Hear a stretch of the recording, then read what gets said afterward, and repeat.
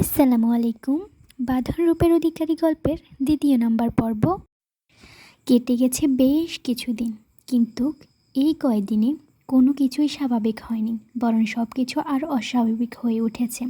বাঁধন একদমই রাজনীকে সহ্য করতে পারে না, আর সেই সাথে রূপাকেও দু চোখে দেখতে পারে না। দেখলেই মেয়েটাকে অহেতুক বকাঝকা করে। রজনী অনেকবার বাঁধনের সাথে কথা বলার চেষ্টা করেছে, তার মন জয় করতে চেয়েছে, কিন্তু বাঁধন তাকে প্রতিবারই খারাপ মহিলা বলে সম্বোধন করে দূরে ঠেলে দিয়েছে। আহসানের সাথে বাঁধনের সম্পর্কের মাঝে এক বিশাল দেয়াল দাঁড়িয়ে গেছে। আহসান কিছু বললে বাঁধন কোনো উত্তর দেয় না। সে যতটুকু পারে তার বাবাকে থেকে দূরে দূরে থাকে। বাঁধন নিজেকে একদম গুটিয়ে নিয়েছে, কারোর সাথে সে কথা বলে না, শুধু নিজের স্কুল আর পড়াশোনা নিয়ে ব্যস্ত থাকে। সে যেন এক অদৃশ্য শহর তৈরি করে নিয়েছে, নিজের সবার কাছ থেকে আলাদা করে ফেলেছে। তবে আকাশের সাথে রূপার দারুণ মিল হয়েছে। আকাশ সময় পেলেই রূপার সাথে খেলাধুলা করে আর মাতিয়ে রাখে। আজও বিকেলে আকাশ আর রূপা লুকোচুরি আর ধরা ছোঁয়া খেলছে। আকাশ আগে আগে দৌড়াচ্ছে আর রূপা খিলখিল করে হাসতে হাসতে তার পিছু পিছু ছুটছে। আকাশ দৌড়াতে দৌড়াতে ছাদে উঠে গেল, আর তার পিছু পিছু রূপাও ছাদে এলো। ছাদের দোলনায় বসে তখন বাঁধন আপন মনে বই পড়ছিল। আকাশ আর রূপাকে ছাদে দেখে সে চরম বিরক্ত হলো। ছাদ থেকে নেমে যাওয়ার উদ্দেশ্যে সে যখন পা বাড়ালো, ঠিক তখনই আকাশ এসে বাঁধনের চারপাশে ঘুরতে লাগলো। আর রূপাও তাকে ধরার জন্য বাঁধনের চারপাশ দিয়ে চক্কর খেতে শুরু করলো। বাঁধন রাগে ফেটে পড়ে বলল, কি হচ্ছে কি এসব?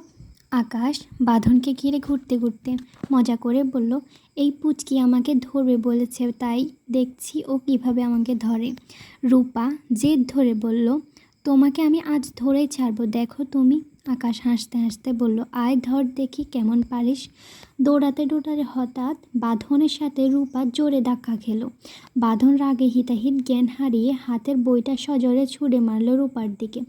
বইটা সোজা গিয়ে রূপার চোখে লাগলো। মুহূর্তেই রূপা যন্ত্রণায় চোখ চেপে ধরে মেঝেতে বসে পড়ল আর চোখের তীব্র জ্বালায় ঠুকরে কেঁদে উঠল। আকাশ ভয় পেয়ে সাথে সাথে রূপার চোখ দেখতে দেখতে বাঁধনের দিকে তাকিয়ে চিৎকার করে বলল, তুই এটা কি করলি? ওর দিকে বই কেন ছুঁড়ে মারলি? বাঁধন নিস্পৃহভাবে পাশ থেকে বইটা তুলে নিয়ে নির্দয় স্বরে বলল, ইচ্ছে হয়েছে তাই মেরেছি।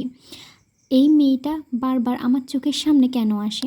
বারণ করেছিলাম না যে এই মেয়েটা যেন আমার সামনে না আসে? আকাশ ক্ষোভ নিয়ে বলল, ও তোর ছোট বোন হয় বাঁধন, বোনের সাথে কেউ এমন জানোয়ারের মতো আচরণ করে? বাঁধন এবার তর্জনী উঁচিয়ে কঠোর কণ্ঠে বলল, দেখ আকাশ, এমন কোনো কথা বলিস না যাতে তোর সাথেও আমার সম্পর্ক খারাপ হয়ে যায়। এই মেয়ে আর ওই মহিলাকে দেখলে আমার পিত্তে জ্বলে ওঠে, ঘৃণা লাগে আমার। মা আর মেয়ে দুজনকেই বলি দিবি, ওরা যেন সবসময় আমার থেকে দূরে থাকে। তো সবাইকে ধন্যবাদ। পরের পার্ট পেতে চ্যানেলটা সাবস্ক্রাইব করে পাশে থাকবেন। তো ভালো থাকবেন সবাই, আল্লাহ হাফেজ।